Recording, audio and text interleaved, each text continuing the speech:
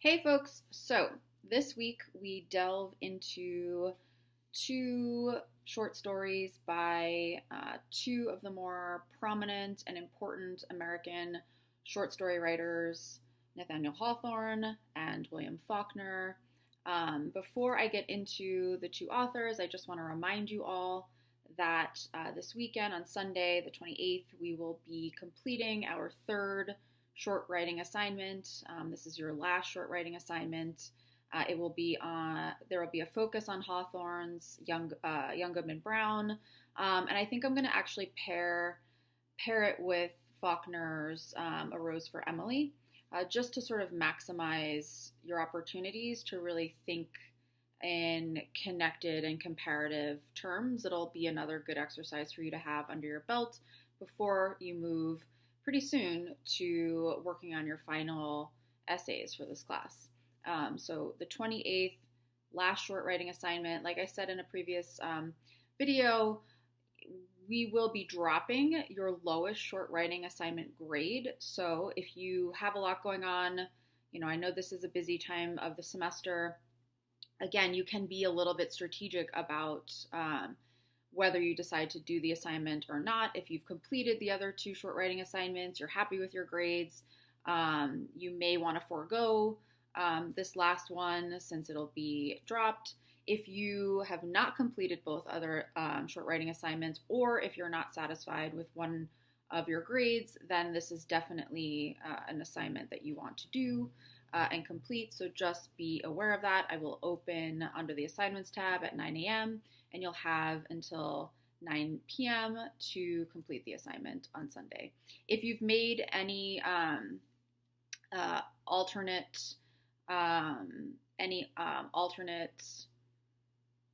decisions to complete it at another time, then I will be emailing you the prompts on the day that we've decided to that you've decided to do it. So be on the lookout for that. You'll be receiving an email from me if you're not doing it on the 28th, as opposed to going onto Sakai and doing it under the assignments tab. So just keep that in mind. Okay, let's jump in to Faulkner and then move to Hawthorne. A Rose for Emily is one of the more well-known short stories of the 20th century. Faulkner is also an incredibly important and less so in this story, but generally a very experimental writer. He often writes in some of his other stories, like The Sound and the Fury, for example, which is one of his novels, or Absalom, Absalom.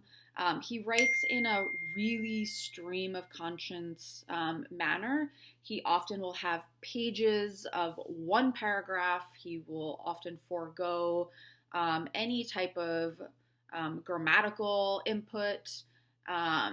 So he has a very distinctive style of writing, and it does tend to be more experimental, more avant-garde.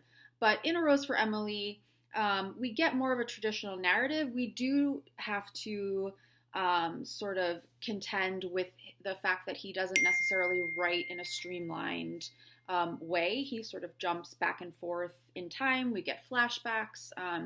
So, the linearity of a traditional narrative structure isn't in place here. He plays with that a bit. But in terms of like the language itself, he's a little bit more traditional in this particular story. So Faulkner is a distinctly Southern writer. He was born in 1897 in Mississippi.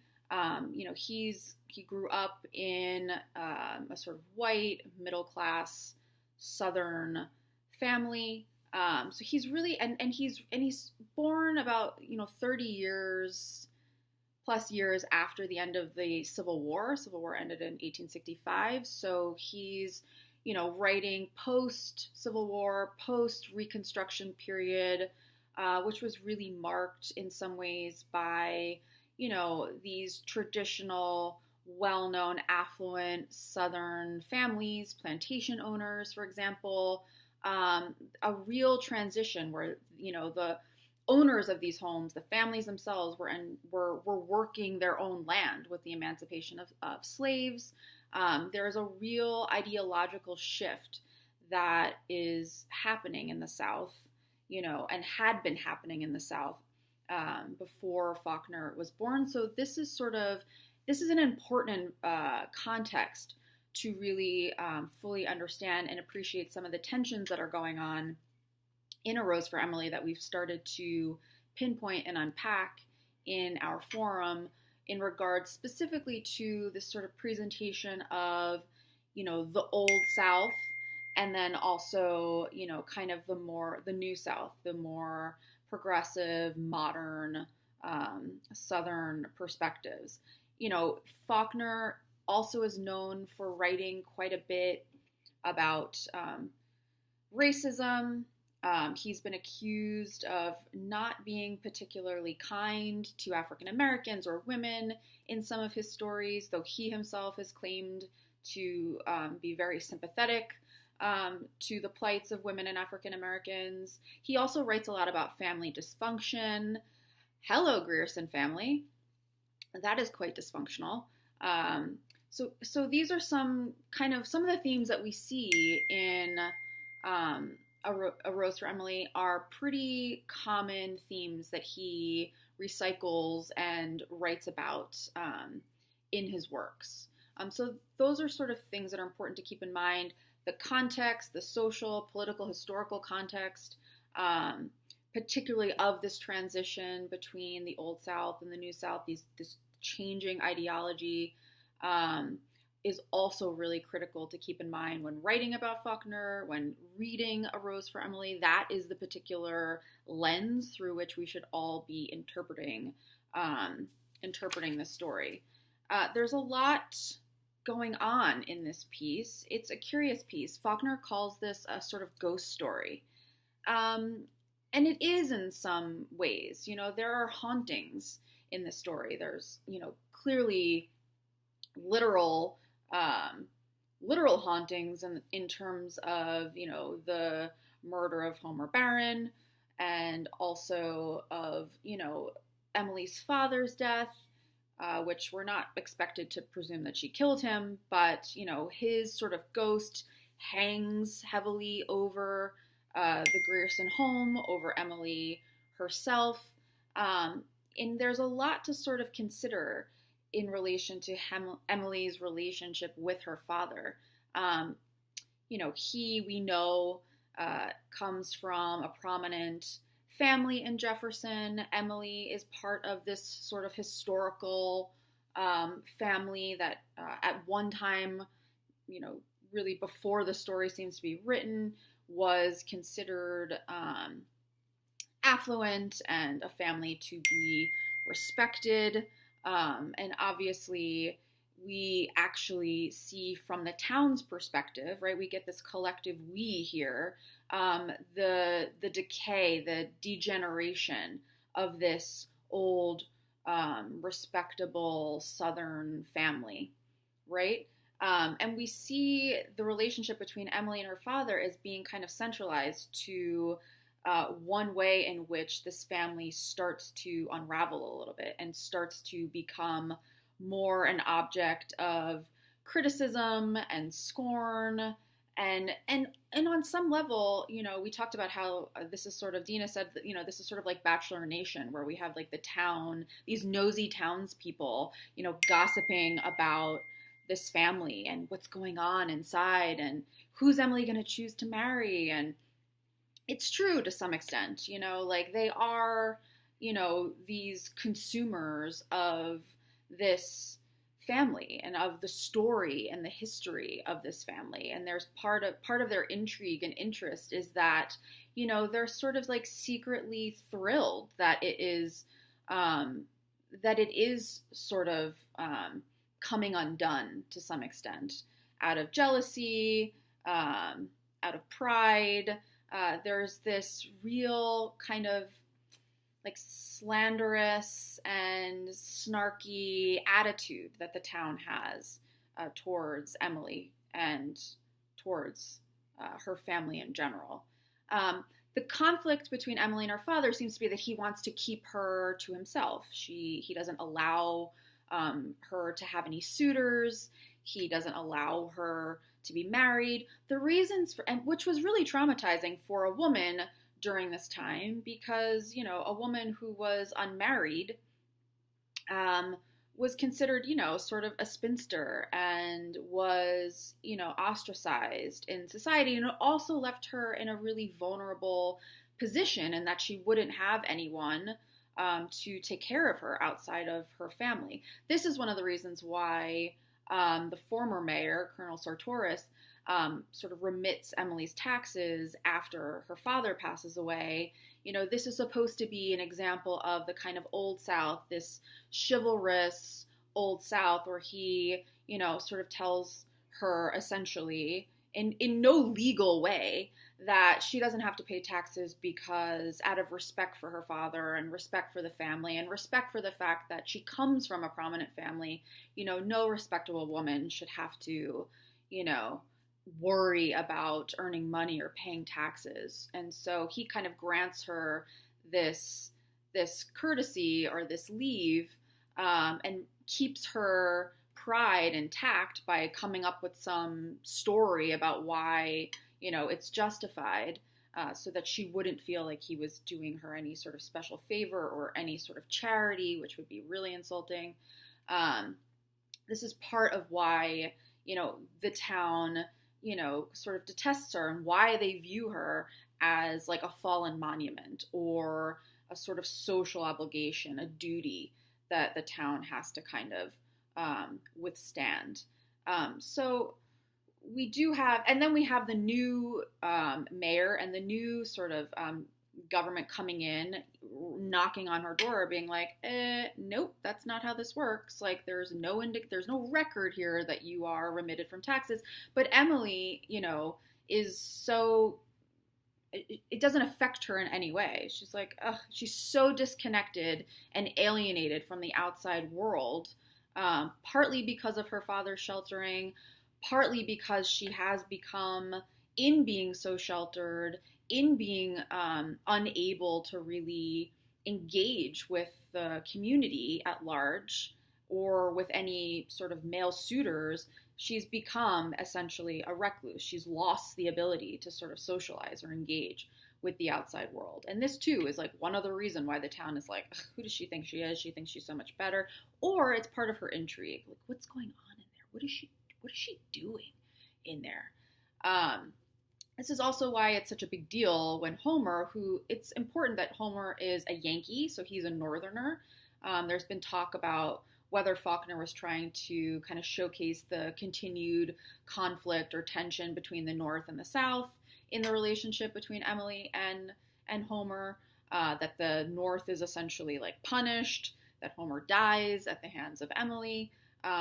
Faulkner does not say that this was his intention at all with this piece, but nonetheless, this is one of the sort of critical speculations about this story that we can also try to unpack a little bit. But this is why it's such a big deal when Homer comes into town. You know, he's sort of fresh blood, and he takes an interest in Emily, and she takes an interest in him. And there's this sense from the town of like, oh, thank God. Oh, okay, like, you know, we're interested, we want to see what happens, but we're also kind of happy that she's, you know, going to be off of our hands, and she's going to be taken care of now and enter into this sort of more traditional lifestyle and union. And of course, this is not, newsflash, is not how the story goes. This is not how it ends, right? How it ends, of course, is that Homer ends up returning to Emily's home, never to be seen again. And we don't know until the very last lines of the story, after Emily has already died, that in fact she has poisoned Homer with the rat poison and has kept him in her home for however many years. And not just that, but that she's a bit of a demonstrating some necrophilia in sleeping, you know, next to him. And we could psychoanalyze the reasons for this. We already have started to do this. Clearly, Emily is, you know, a bit deranged at this point. but perhaps not without some kind of context in terms of her father's sheltering of her. There might be some more sinister undertones. We don't know. Faulkner doesn't give us that sort of insight. If there was some more sinister activity that was going on between the two of them, we don't know. But one could speculate about what the nature of their relationship was. Beyond that, just the simple damage that her father caused her in keeping her from having any suitors or any sort of real romantic relationships. And the fact that, because she was so close to her father, when her father dies, she doesn't even acknowledge it right away. She's like, I don't know why you're here. I'm not even grieving. It takes 3 days for her to finally acknowledge and break down that he has died, and they quickly sort of bury her father. So there is a landlady-esque vibe to this story, which some of you have started to point to, in that, Emily, like the landlady, seemed to not know how to deal with being abandoned by those that they love. And so to combat this, Emily seems to take matters into her own hands and say, well, I'm not going to wait for this guy to leave me or for him to die. I'm going to make sure that he stays forever under my terms. And so she poisons him and kills him and keeps him in her home. Woo! Not like the most comforting image in the world, but nevertheless, a really kind of shocking payoff at the end of the story. So that's Faulkner. We then are going to be, in the next day or so, moving on to Hawthorne. Hawthorne was born earlier than Faulkner, 1803. He comes from a long line of Puritans. One of his ancestors was heavily involved in the Salem witch trials about 100 years before Hawthorne was born. He was born and raised in the Massachusetts Bay Colony, Salem. So this is a really, fertile place for these religious ideologies, extremism, where they really sort of took root. And Hawthorne feels a sense of kind of inherited guilt over the actions of his forefathers. And you can see that theme sort of manifests itself in his work, particularly in Young Goodman Brown. He's also the author of The Scarlet Letter, which I'm sure many of you have read at some point in time. A lot of Young Goodman Brown is clearly based off of Puritanism. This was like a religious reform movement in the late 16th, early 17th century, where the people really tried to sort of like revise some of the tenets of the Church of England. They saw themselves as having a more direct covenant with God. They thought of themselves as these sort of elect chosen ones who were expected to live in the most godly manner as both individuals and as a community. And this was really, really heavily based in spiritual, moral, and sexual purity. So this is sort of a really ascetic and extreme religious perspective. So this is, really kind of the basis for this particular story in Young Goodman Brown. And obviously, there are some important themes and some crossover between the two that we should be mindful of. I've tried to highlight them for you in my lecture notes. But obviously, we've dealt with the theme of good versus evil, light versus darkness, when we have especially examined the fairy tales. And we see this sort of theme resurrected really in both of these two stories.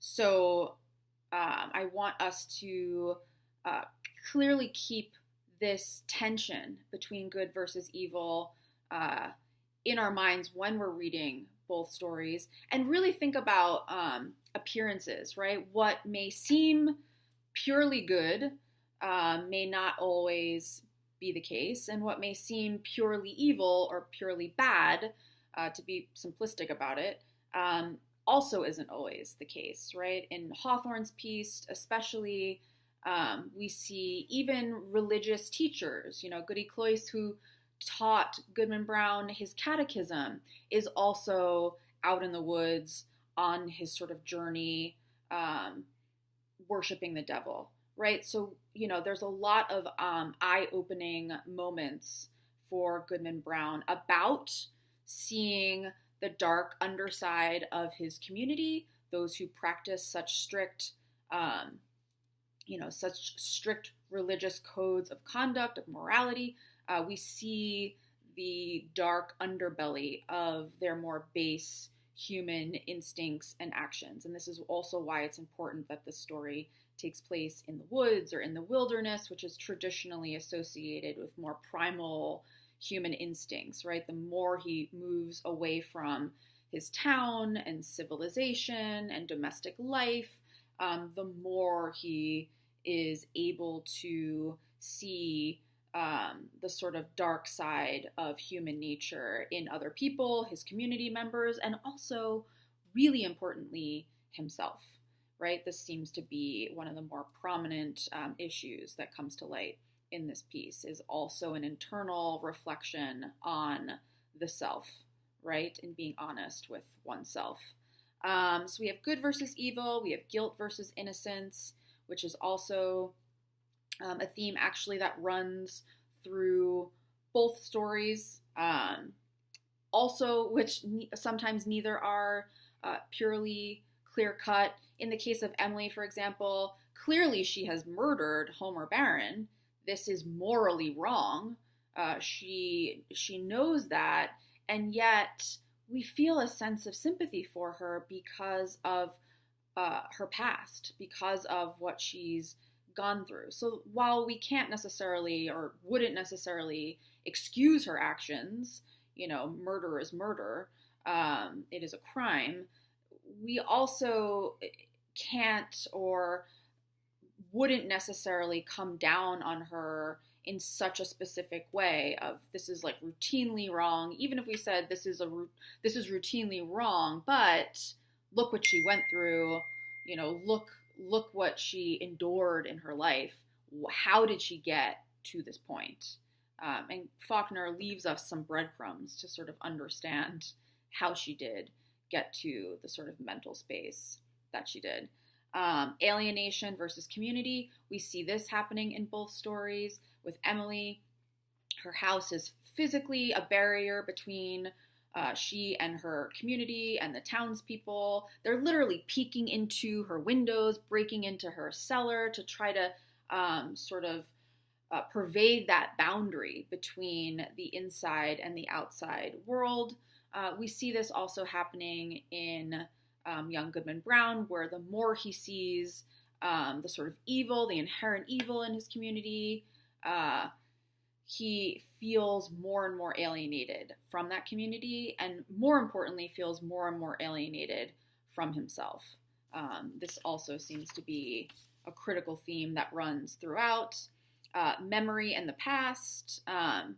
In both cases, the past's injustices can sort of haunt the present tense. We have the crimes from the Salem witch trial that Hawthorne sort of resurrects in his piece, and we also have the crimes of slavery, this sort of old Southern mentality that Faulkner takes up and kind of showcases in his particular story, and just the theme of moral disorder.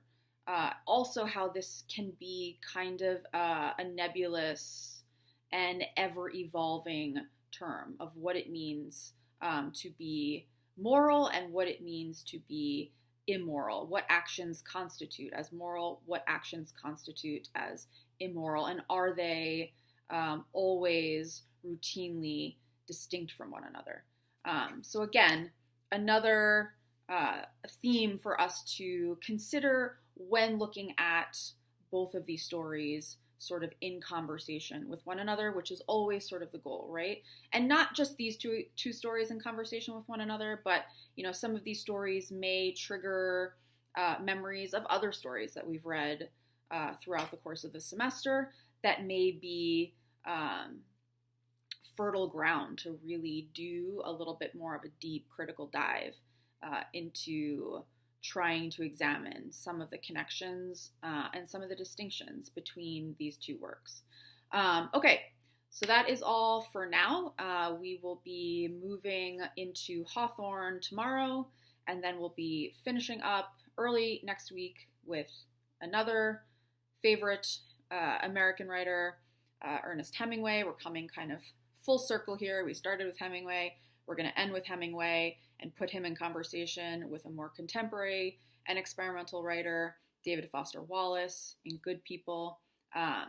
So onward. We're almost at the finish line, folks. Almost at the finish line. Almost at the finish line. Okay. All right. I will be back soon. Bye.